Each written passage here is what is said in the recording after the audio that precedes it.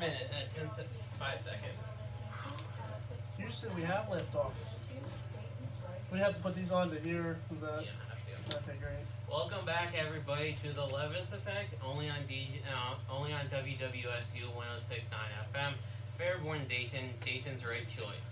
As always, I'm DJ W2 Fresh. With me today, as you came back, old face in this place, Trey Applebaum, future DJ, so he's kind of mentoring, and the student WSU student government president Daniel Palmer. How are you guys today? Wonderful, happy to be here, man. I'm doing wonderful, Dougie. It's great to be back.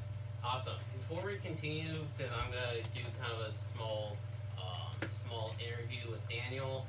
But the trivia question of the week is: Britain's Desmond Douglas was world number 7 in which sport during the 1980s? I will say it at the end of the thing. If you have any predictions, you can say it, but I won't. I have no clue, so you don't have to worry about Yeah. that. I know the answer, but I'm just not going to spoil it. Did you look it up? We're just gonna go with that. Okay, yeah. Okay, so before we get into sports, I am glad to, as I said earlier, I'm glad to have WSU Student Government President Daniel Palmer in the studio right now. So, how many years have you been the student president for the government? Yeah, so I was elected in March, and I took office in April, so I guess May. So I've been doing it for a few months now. Nice. Not too long. Yeah, well, is this your first year, second year? How many years? I should have probably rephrased that. How many years have you done that? So I've been in student government since 2017. So this is going on my second year coming up. So not a whole great amount of time, but it's been a good experience. Prior to student government, I was on the Model UN team, still am. So Nice. still involved on campus, just in other ways. Yeah, so you've been kind of in the government / politics portion of Wright State for a few years right now. Correct. Yep. Nice. As of right now, what's your biggest accomplishment as president? So in my time in student government, we passed a couple bills up in Columbus.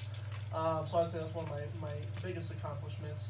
We have a lot of cool things planned for this year. We are going to be hopefully launching a movement to build an independent recreational facility here at Wright State University.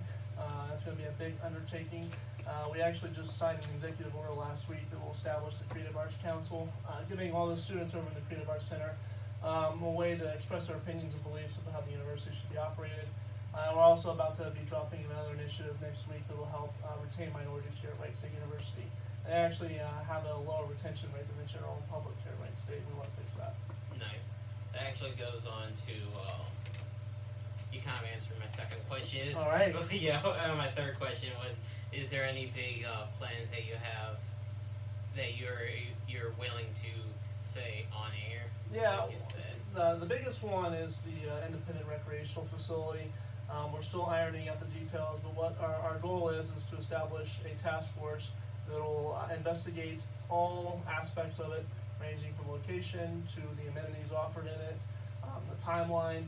So it's really a big undertaking that we're going to be diving into here shortly. But I don't really have any details to offer up at this point in time as far as the specifics. Okay, nice. And before I continue, I forgot to say this on my last show. The views and opinions of the Levis Effect do not reflect the views and opinions of WWSU Radio, Wright State University, nor their entities. That's just more of a issue if I say something, which I won't. And we were talking before the show started that if you enjoyed any sports, and you actually said that you're a NCAA and OHSAA referee. Yes. How is that? How do you like that? Oh, I love it. I've been doing it now for 6 years for high school, and this is my first year doing NCAA. So for OHSAA, I did the state final last year for football. Nice. And that was my second year of playoff eligibility. And then I got into the NCAA football this year, and we had our first game on Saturday. It was pretty fun. It's a much different sport than it is in high school.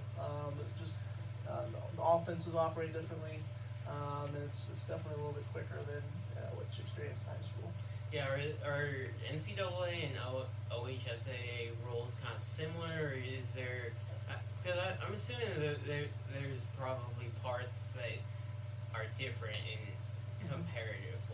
Yeah, the penalty enforcement is much different in college than it is in high school. For example, pass interference can be a spot foul if it's under 15 yards.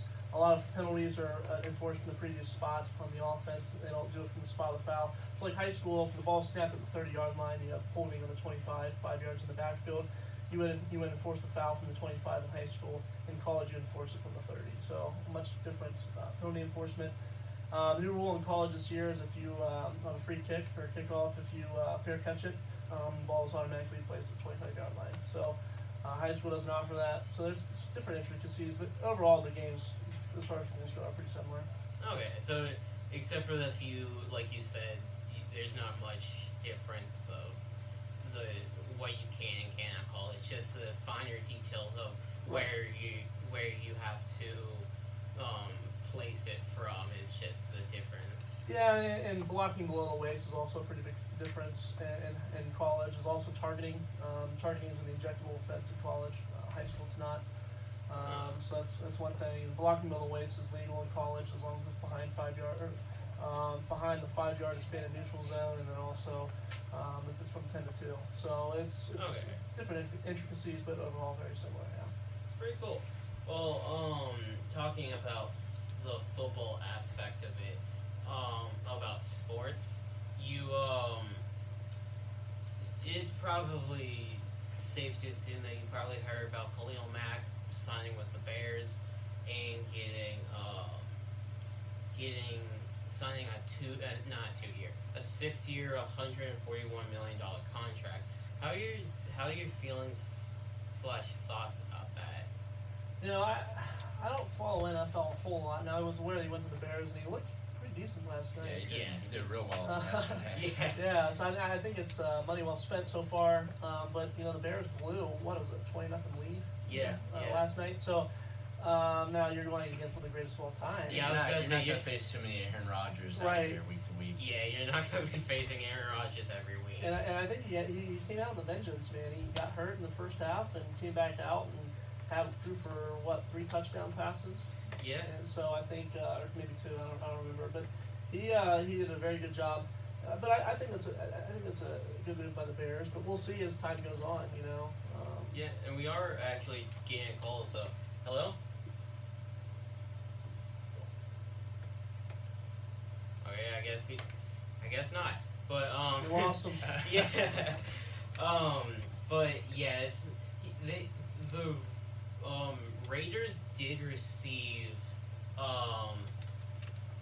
2 first-round picks, 1 3-round picks, and 1 6th-round pick in replace for Khalil Mack. Is that a fair thing? Well, I mean, I guess when we're talking draft picks, we gotta see who they get. Are they gonna get another Khalil Mack? That's not gonna be easy to do. Yeah. 2 first-round draft picks though, man. I like the sound of that, but again, you know, if you have 2 Johnny Manziels, Yeah. you know, that's not the best trade, I guess. True. Let's see if it works this time. All right.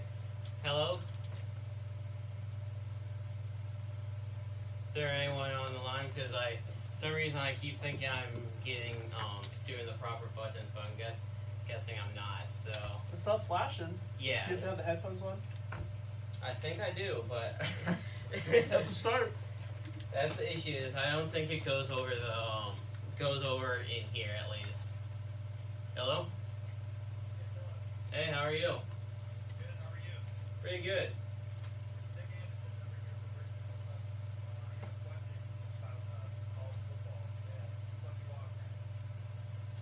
Yeah, go ahead, fire away.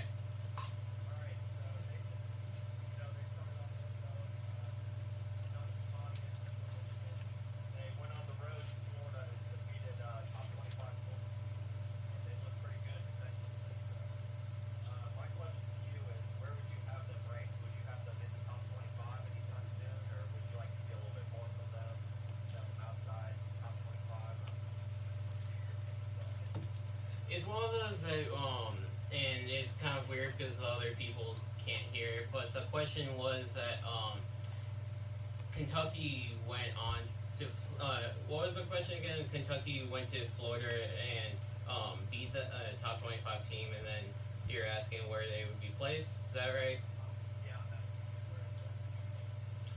that's Honestly, I would probably place them within either the high, like within 20, between 20 and 25, and if not, probably very, very close to getting into the top, into like 24, 25. Yeah, I got Andrew. I gotta say, man, I like Kentucky. They've been on the rise, I guess you could say. I just don't think they're top 25 caliber yet. I think they still got a lot to prove, just based on their track record in previous years. They're on the rise, but I don't think they're quite there yet. I think the true test is how they fare against Mississippi State in 2 weeks. If they do well, if they hang with them, I think they're a top 25 caliber team. If they're blown out, I think that answers the question.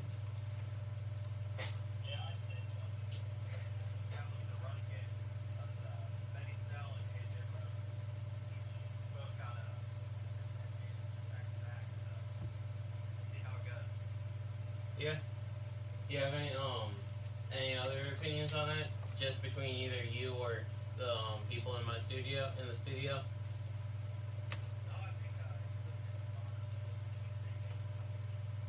Awesome. Thank you for calling in, by the way. Awesome. Have a great afternoon. Bye. Okay. So, little UK stuff. So, Okay, they got a following up here. yeah. They gotta stick to basketball though, man. That's their focus.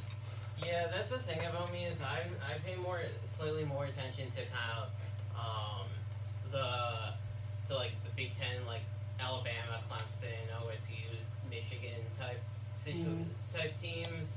Those are the teams I pay attention more. Well, speaking of Big Ten, let me ask you this: where you putting Michigan State after the loss on Saturday? And almost losing to what was it, Utah State?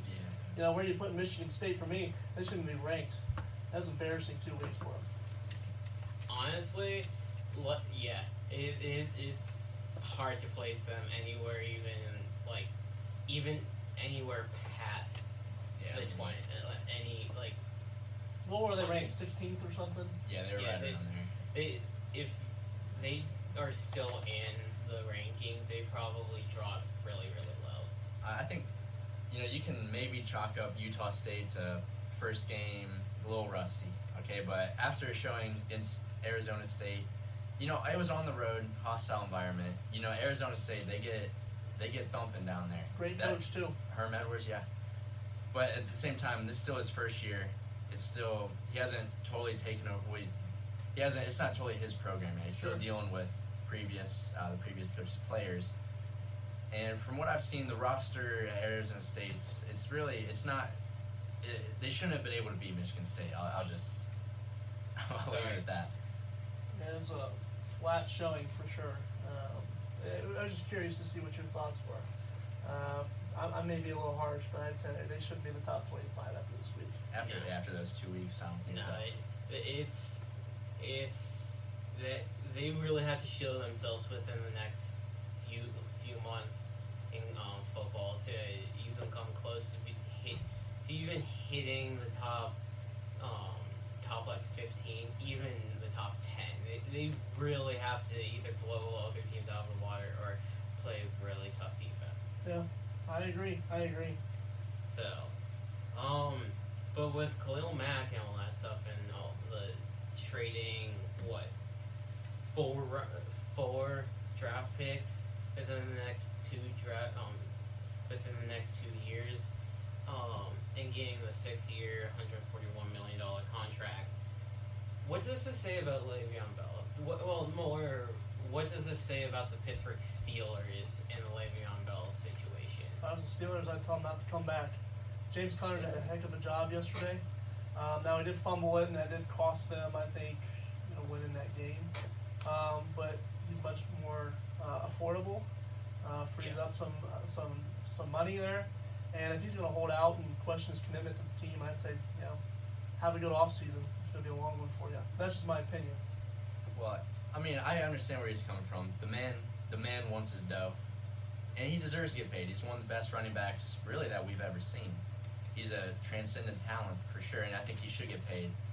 But the Steelers offered him a franchise tag, and he's just refusing to take it right now. And I think that definitely shows a lack of commitment to a team in a city that has really been all behind him his whole career. Yeah, I agree. And I think the more concerning thing for Pittsburgh is once Ben Roethlisberger is gone in the next couple of years. He had a terrible outing yesterday. Oh, Yeah. One of the top 3 to 5 worst outings I've seen.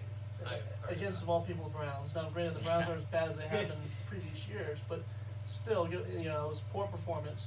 And I think, with the amount of hits Ben Roethlisberger takes, not every quarterback's going to be able to handle that. And I think the Steelers are in trouble if they don't get someone similar. Looks like you're getting another call. I'm getting another call, so here we go. Hot show this week. Hello, how are you today? Pretty good. What's the question that you're calling in today?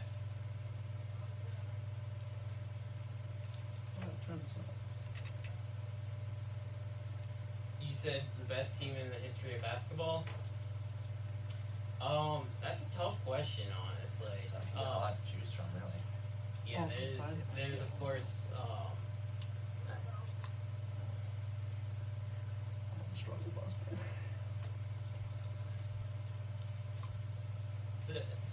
say that again? Sorry. Yeah, hey Alec, how are you? So, same question, best basketball team, in history of basketball. Yeah, and, cause they actually can't hear this, I'm gonna, tell Trey what you said, that, Trey probably knows the answer to I that. think I know the answer. Well, we're talking all time, not just modern, right? All time? Yeah, the whole time. People would say the current Golden State Warriors are definitely up there with 5 All-Stars. But if we're talking all time, honestly, I'm going to have to go red, white, B-ball on this one. We had Alec Holtry as a point guard. He's a Division I athlete. We had Pickle Pluta, another Division I athlete. Division I athletes across the board. And, it showed when we dominated recreational basketball. Was that the Kingdom? Yeah. Oh man, I followed your guys' Twitter page. We had a good Twitter page. I gotta give it to us. I think we could take the Warriors, if I'm being honest. Yeah, so. Yeah, Kevin Durant would help. Yeah, you would need me to help manage that team to beat the Golden State Warriors.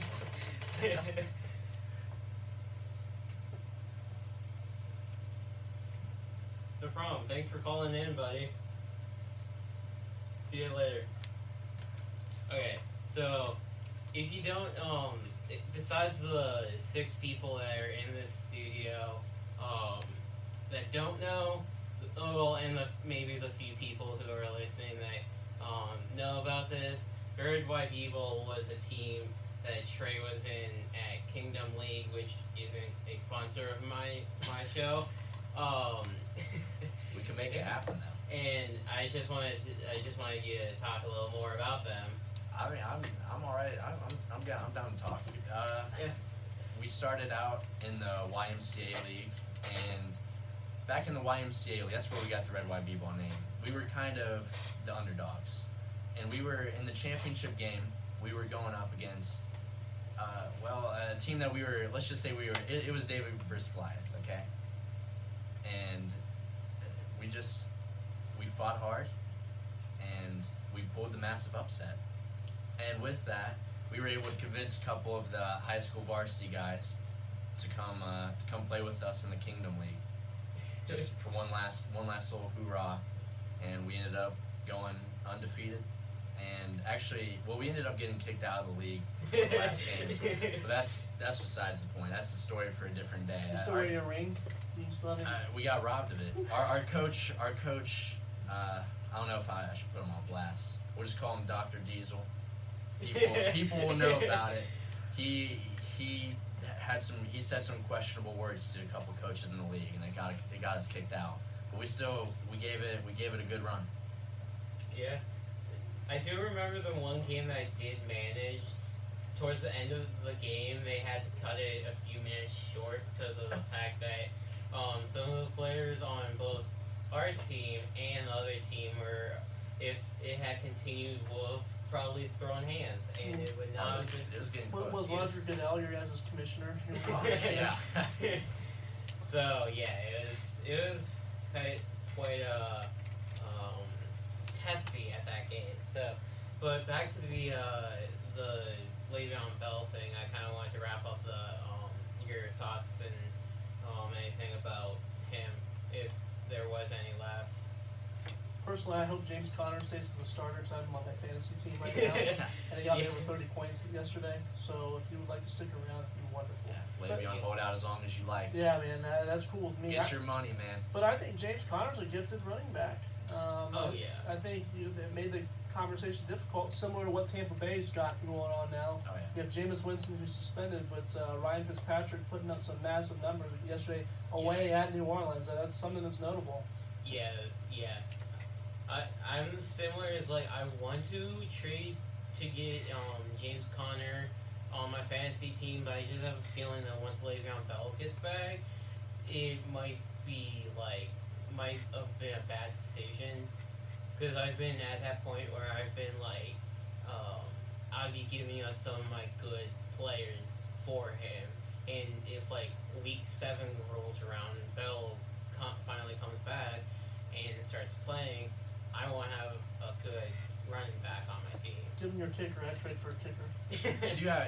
You do have a few kickers on your roster, Doug. Hey, you got a few to spare. that's another story for another time. Did you take your kickers first round or something? No, I didn't get his first round, but I did at least the one that I'm in with him and Scott. I had at one time three kickers and 2 or 3 defenses. For what? They only have one bye week. Yeah, I mean, on his bench, you had a backup tight end. Yeah, I think I had a backup tight end, a backup quarterback. wide. No, you didn't. Yeah, and then two receivers, two defenses, and 2 kickers. Yeah, so I was very questionable on that, because that was my first ever actual draft. Because I would try to make up a draft in past years, but then it would just fall through the cracks, so I couldn't really.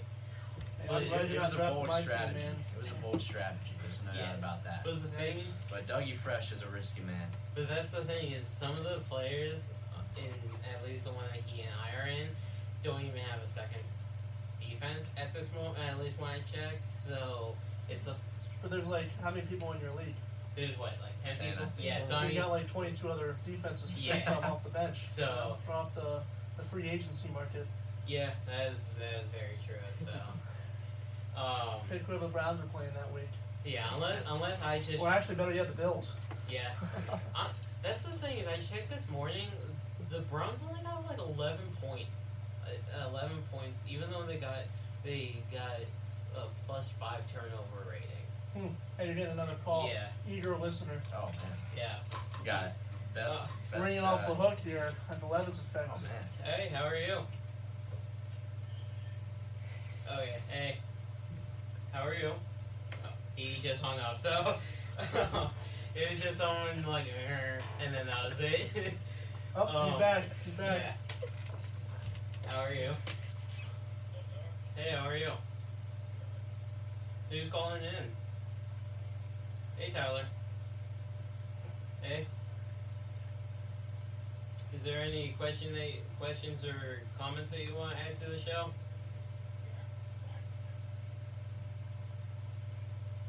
Well, I have since traded at least one of the kickers, and I've traded a few of them away, so I only have 2 kickers and 2 defenses right now. So the question is, how are you doing this week? He's actually doing pretty good. He's doing a lot better than my team, but we don't need to talk about that. Yeah, I'm actually only. We should. I don't know. Hey, Gurley's going to say to me, I'm down by 15 points. I hope Gurley and the Rams defense fare all right tonight. That way I can pull out the W. Yeah, I think that's the thing is I think who I'm playing has 122 points currently, while I have like 100. Who was their starting quarterback? Was it Ben Roethlisberger? No, I think it was I forget who was the starting QB, but I still have um Jordy Nelson on my team who has yet to play. Mhm. So yeah, tonight. So I have Brady. I may get if he plays out of his mind. I'm hoping he gets 30 points because he also has a defense playing tonight. He actually has the Rams playing tonight, so I'm Yeah, you're in trouble, man. yeah, as long as the Rams get under 10 points and Jordy Nelson plays out of his mind, I'm really hoping for an upset tonight. That's a lot of ifs for an upset. My man. Yeah. You're in trouble. Like that's a big if on this You shoot situation. 100% of the shots you don't take. Yeah, that's very true. What's that?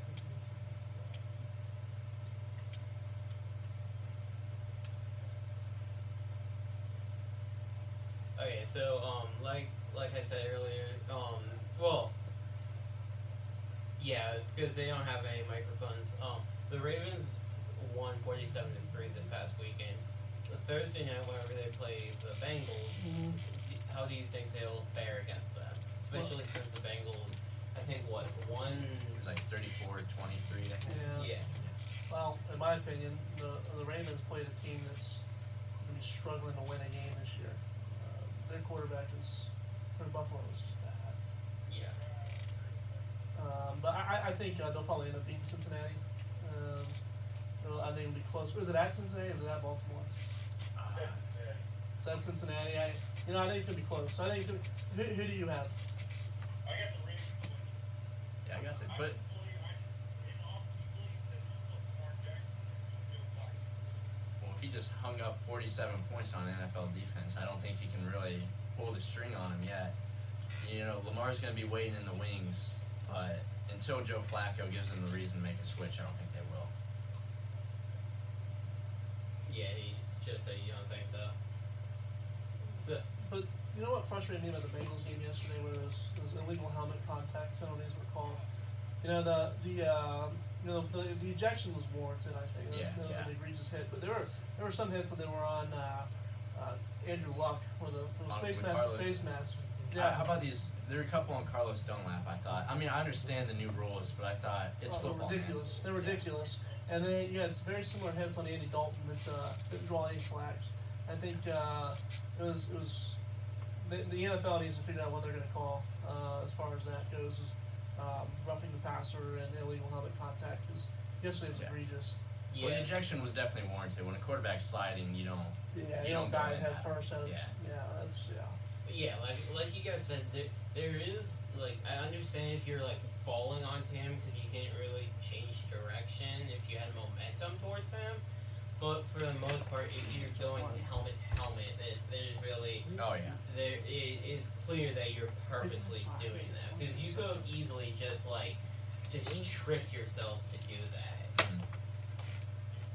Well, So- interesting. They didn't call it targeting on it, but I guess the new rule this year is it doesn't have to be targeting for you to be ejected. Yeah, I don't even know if NFL has it like per se targeting. I'm not really sure, but I know they've been really cracking down on these high hits, and they're doing Yeah. unnecessary roughness. I mean, who was the safety that got dumped last night or yesterday? It was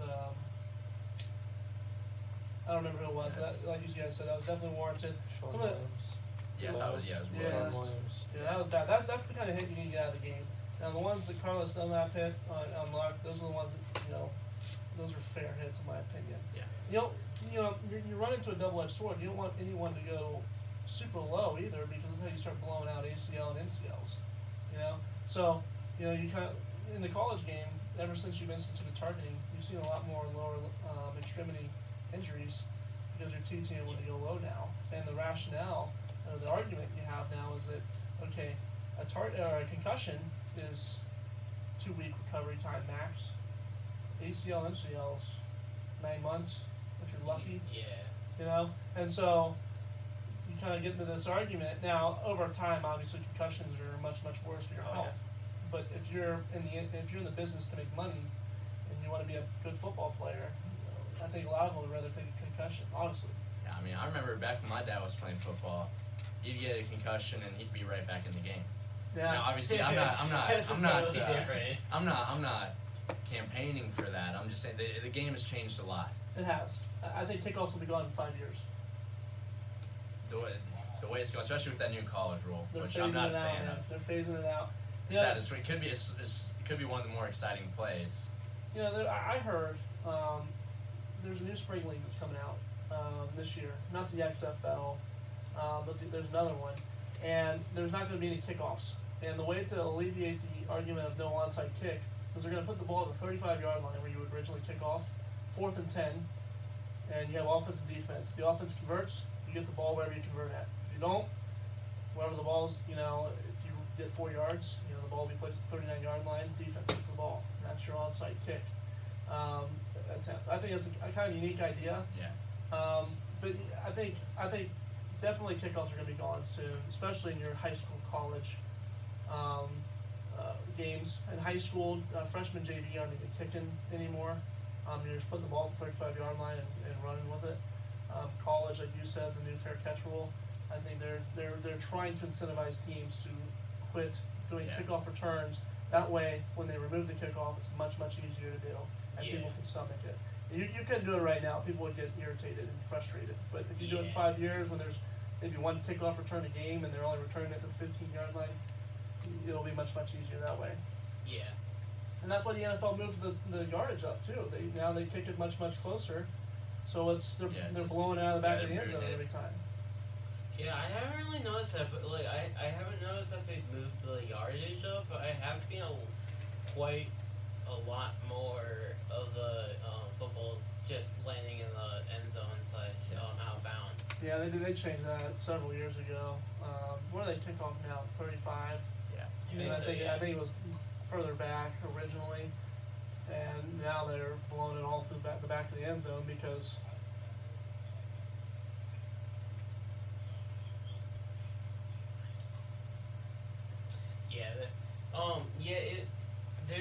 In that situation, it's also again another double-edged sword because it's like it does have a lot less issue of possibility of injury, but then also kind of gives an unfair advantage. Like it doesn't also give the possibility of doing a kickoff return and changing the entire landscape of the game, especially if it's like a kickoff return like later into the game, like end of third quarter, beginning of fourth quarter, if like a team's down by like 21 or 14. Yeah, I mean it's go ahead. Yeah, I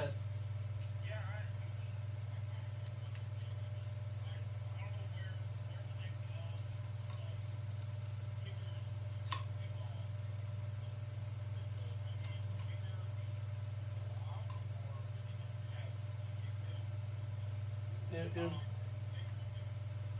I think the model they're looking at is just kicking field goals and just getting rid of that. You still have punts. The argument with kickoffs is you have guys that are much bigger than what they were when football came around. Yeah. They're running a lot faster, and they're running at each other at full steam ahead, and that's where you get a lot of injuries. And it's the most dangerous aspect of the game. Now punt returns are different because everyone's retreating, and so.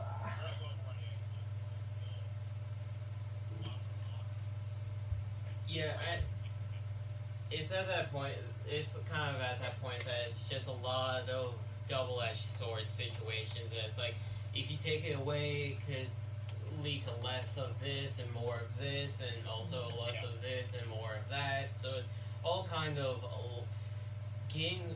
I kind of like the idea of getting rid of kickoffs, but it also kind of hurts the game in a sense because just of the multiple double-edged swords that brings it follows along with that situation. And I think you're going to see the NCAA getting rid of kickoffs before the NFL because no one's getting compensated in the NCAA, and they're kind of still responsible for the safety of the players, more so than the NFL is. I mean, you're seeing lawsuits with the NFL because people didn't realize that bashing your head 100 times wasn't going to hurt you. Yeah. And so, but now, since the effects are more well known, I think the NCAA is going to really move towards it. And I think even high school before that, because I mean, you're talking about kids here; they're not even adults, and you're making them more susceptible to injury on this play when you have evidence that's showing that the majority of injuries occur on this play. Yeah. But I think this lays the landscape for maybe the XFL to be successful this time, because a lot of people view football becoming more, I don't know, less violent, less physical, and the XFL is promoting a more violent game. Yeah. And so maybe it will take on this time. I don't think it will. Still, I think it's still. No, I think this guy just has more money than he knows what to do with it. He's just throwing it into another money pit. But it could make more people turn away from football, particularly also with these protests. It's turning a lot of Americans away from wanting to watch the NFL. And so, who knows? I don't know. Yeah. Go ahead.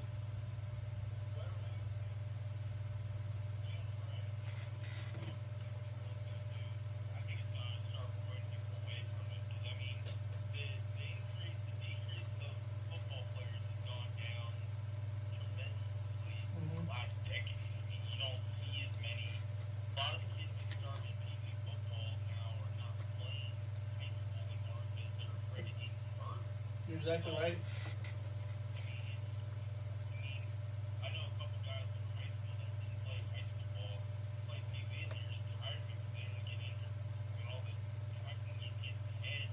I mean, honestly, they need to start Pee Wee up on different. No, I agree, and I think even at the Pee Wee level, I officiate very seldomly there, but you see a lot less players, a lot less kids participating. And the thing that's dangerous about Pee Wee sports, Pee Wee football, is there's such a massive size disparity between your biggest kids and your smallest kids. And it's, for your smaller kids, it's more dangerous because you're getting, you have kids that are twice your size playing with you. And I think a lot of people now know the risks that are inherently assumed when you play football. And I have to admit, if I was to ever have kids, I don't know if I want to play Pee Wee football. Because, I referee it every weekend, not Pee Wee, but football in general, and there's some really, really nasty, injuries that can occur, and I think a lot of people are starting to think that way, that they would rather their kids excel in school than on the football field. Well, I know if I have a son, he's playing football. You got to become a man at some point. You just got to do it. Yeah, I think doing it that early is kind of like, yes, you kind of want to start that young, but it's also at that point.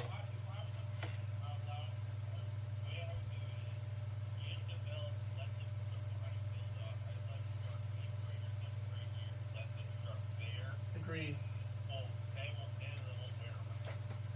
Well, and you also have to think, when you have kids start now at second grade, and then they, so that's 5 years before you even get to junior high ball. It's 7 years before you even get to high school. So you're playing football for 11 years. Not only does that put fatigue on the body, but, it gets kids burnt out. And, what's unique about the MAC for high school, I don't know if anyone knows the MAC conference. They win the state final every year in Division 5, 6, and 7. And they don't have any Pee Wee programs up there. They start junior high, and the other thing is, in Pee Wee, you got the dads that just don't even have the slightest clue on how to coach a football team. And so you're teaching your kids, poor tackling techniques, which leads them to get hit. My favorites, you're down by 30 with 30 seconds to go, and you're going to call all 3 of your timeouts so you get that 30-point play drawn up and score. You're just getting your kids hurt at that point. And so, so I think it's almost better to start them at junior high. Now that's taking a paycheck away from me and my fellow referees, but that's the right thing to do. I wholeheartedly agree with you. Well, you think Pee Wee sports is you're supposed to be getting the fundamentals down. So why don't we get the right coaches, and maybe, for all these parents that, don't want all the physicality at such a young age, why don't we do flag football? But who wants to coach? I'm just playing devil's advocate. Who wants to coach? I would never want to coach a Pee Wee football team, because you got 40 angry parents. because you only play 22 kids because there's no special teams in football Right. in Pee Wee football, so you can only play 22 kids. And a lot of times kids play both ways, and you know, it's so difficult to balance, especially when Johnny's terrible. And if you play Johnny 10 plays, he's gonna get killed. Right. You know, I mean, it's just so difficult, and the people that want to coach are the ones who think their kids are God's gift to earth and football. When they're not. Well, what I'd argue, I mean, there are obviously going to be some coaches like that, but yeah, I would argue coaching Pee Wee might be honestly the most fun because that's the time that you really get to shape a kid. You know, you get Sure. a kid in high school or college, they know what they're doing. You're there to help them along, but for the most part, they know what they're doing. Mhm. You get them in Pee Wee, and you're teaching them everything basically. No, you're right. You're right, and that's why you need quality people to do it. Yeah. Yeah. It's,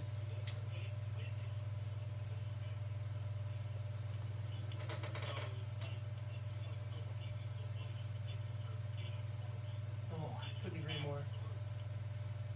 I couldn't agree more. I couldn't agree more.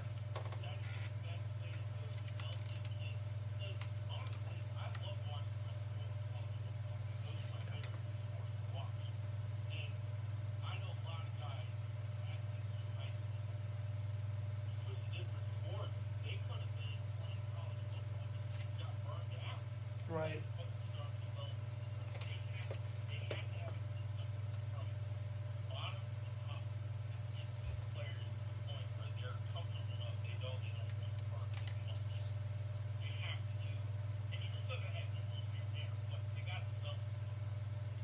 yeah, and like I think with Pee Wee football, it's at that stage where yes, Pee Wee football does help with like the production, with like actually helping kids learn how like what they like and don't like, and just their physicality. But also is at that point that like they said before, that it could be a downfall because it could cause like players that are double the size of others to get injured. And actually, Daniel Palmer has to go. So thank you again for coming on to the show. Absolutely. Thank you for having me, and hopefully I'll be invited back. Yeah, for sure. Thank you, for Mr. sure. President. Thanks, see you guys. Have a good afternoon. But yeah, it's just one of those that I think the implementation of all these kind of rules that are for the purpose of safety kind of also hinders the playing of the game because of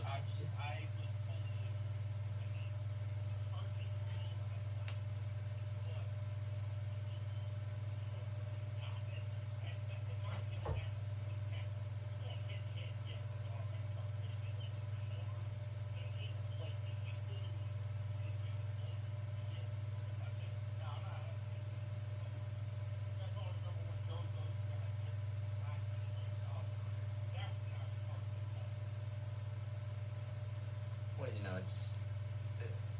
they're trying to protect the quarterback, and it's getting tougher and tougher each and every year, really.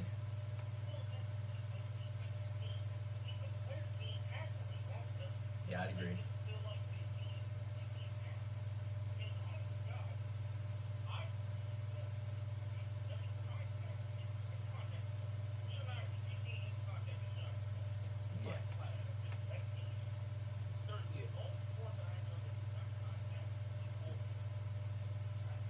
Yeah. yeah, it should. Hey, well, I mean, you haven't played bowling with me. Don't speak too soon. Yeah, it's just one of those it's a double-edged sword for that type of situation.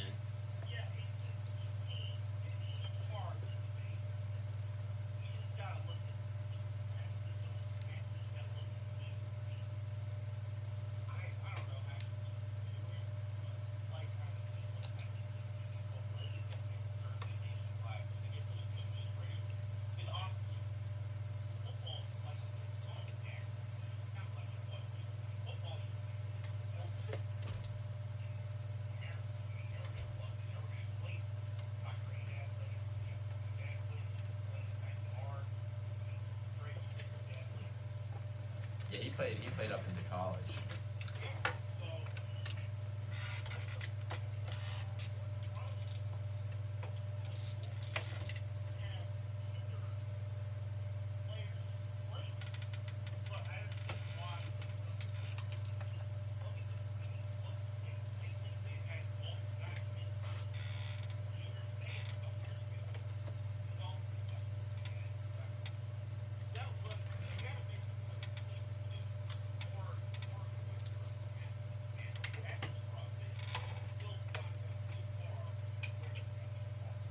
Yeah, yeah, that is the issue now, is because they all they are also kind of at least in the NFL I've been hearing recently that they've been hearing more. They've been kind of kind of for I don't want to say forbidding, but like selective on what type of helmets that you can wear. Because I remember that they were talking about Tom Brady's helmet in particular, that because of the new rules, he actually had to switch his helmet, or he would have a situation. He would be like either fined or penalized for that, for wearing an illegal helmet, because of just them finding out that the safety issues with that helmet is too great of a risk. Well, like last year, that was a good play. You gotta look at that. It only made me half net. It's so backwards. It made me terrible. You gotta make it look safer and more efficient. It's not like it's back in 1930s when they before other stuff. These guys are, what? It's like 300-pound guys who ran basic stuff. Yeah, I think to that's the thing about football, though, is that football is at that stage nowadays that it's like, if you really want to have 100% protection, you're going to have to wrap them up in pillows and bubble wrap that to fully protect them. Because it's like, if in the Ryan Shazier situation, he like the only other way that would have affected him not getting paralyzed would be if he had like neck protection, or like something that would not that would have forbidden his neck to compress. I think that's the thing, is like you'd have to be adding so much more stuff to the equipment just for them to not get as injured as much. Yeah, I get it. I'm just gonna let you know that for 10 years, 20 years old, so I don't want to take all your time. So, glad I asked. Hey, thanks for calling. Thank you, Tyler. Thanks. Have a great afternoon. Bye. Hey, Those are some interesting topics, really. yeah, like all that's just double-edged sword. That's like, yeah, you want protection, but at what cost? How much more equipment do you need for that protection? Well, I've always thought, especially at the college and NFL level, that these guys know what they're signing up for. Yeah. And they chose to do it, and it can get you a really good living. So, Yeah. I think I like how it is now.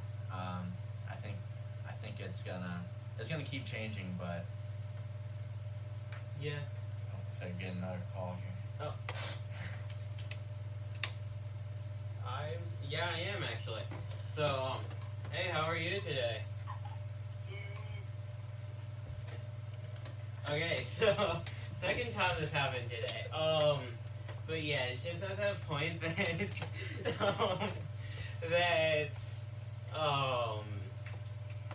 you really have to pick and choose what situations that you have to put yourself into for that purpose. I'm trying as hard as possible not to crack up, because I believe I know who's doing that. So who's behind doing that? So. I think it's Tom. But I think it would be more prevalent if Tom was doing that. But actually, on that note, I have two new guests. Would you like to introduce yourself, guys? Hello, my name is Scott. Yeah, Scott Osborne and Hello, I'm Kyle. hey Kyle, How you guys doing? We're doing good. and then Tom, who's over in the corner just watching us. Hey Tom. Hey. But yeah, it's just really give and take on the on that situation. But continuing on a different sport, baseball. It's getting towards the end of the season, and if it's the same person that is trying to do that, I'll wait a few minutes before that.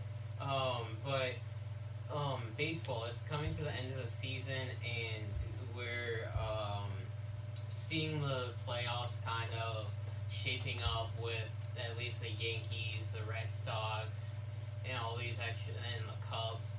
But what are your thoughts about between who's gonna go to the World Series and who's going to, and just like your overall thoughts on this? Well, I said it on the show 2 weeks ago, and I really stand by it.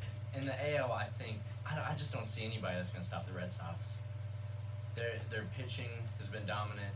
Their batting has been equally dominant. I don't see anybody that can really take them down. And in the NL, I think it's still the Cubs.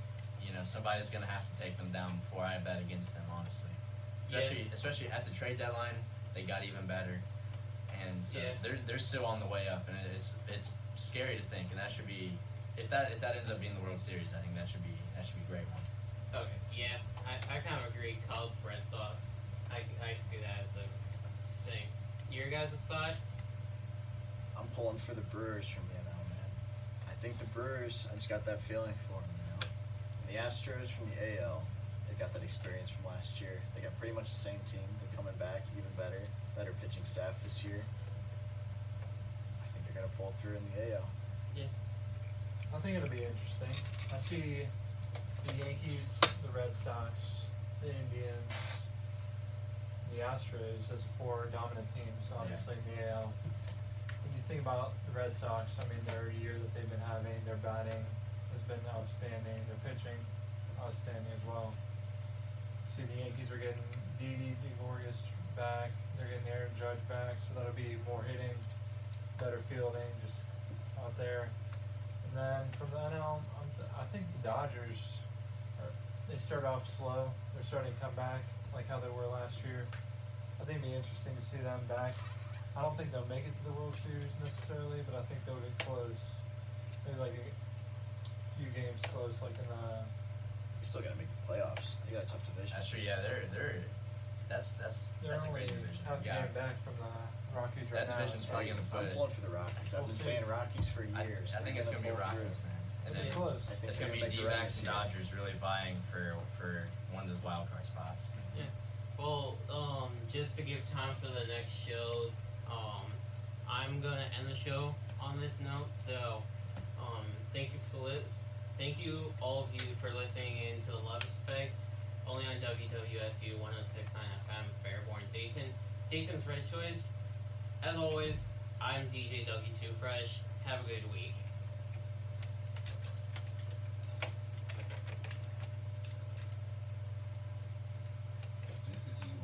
You should have answered it right at the end and end on a Shut up. Hello? How many viewers did we get? I took a break. Mom. I like that show, man. That show felt good. Yeah, like I saw it. That was a really good show. I won't even lie. It actually was a pretty Good show. I kind of like that, more, it wasn't as structured as last week, but I kind of like that. We had call-ins and we had good back and forth. Yeah, it was good banter. Anderson had to bring I a about few came in points. on the discussion about Le'Veon Bell. Oh, you should have hopped in. I like that, man. I liked how that felt. Who was the one that sold in for UK? That was Nick. Anderson. That was Nick Anderson. Yeah. For some reason I can't. You know, He hung out with Trey all the time. yeah. I worked at Wendy's. Well, you can't see how many viewers we had, Jace? I have to resume show. We'll resume the show. That call is still on there. You gotta edit every Once week. once I got went to look at it, once I picked it up, it was ding ding. Doug, how'd you feel about that show, brother? Oh yeah, can you stop the show? Doug, how many people are watching it? There's a lot of